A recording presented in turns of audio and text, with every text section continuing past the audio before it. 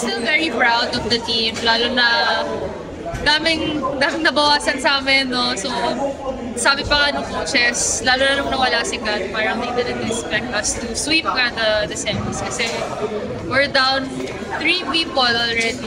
Pero ayun nga, sabi ko, I always say na basta pag may nahuhulog na teammate, palaging may nagsistep up para bawian.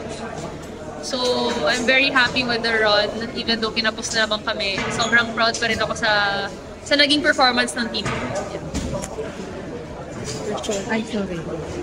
Ay, Kanina, sorry, medyo emotional ka kanina after the game. Ano lang yung sinabi mo sa mga teammates mo bilang team captain nila?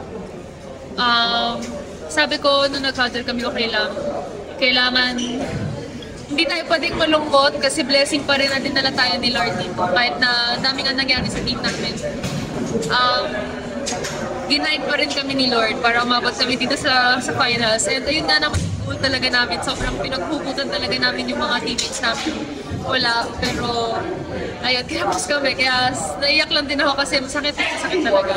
So kung na-extend pa namin yung game, lalaban talaga kami at lalaban para lang makuha yung championship. Siyempre kasi ang sarap din sa feeling siguro kung nanalo kami na wala yung pang teammates namin, di ba? Para redemption din for them in a way. So, ayun lang, sabi ko sa kanila, huwag tayo malungkot, kailangan nating tanggapin kasi ito yung binigay ni Lord sa atin. And hindi man tayo umabot sa goal na gusto natin. Maniwala kami. I mean, I believe that in God's perfect time.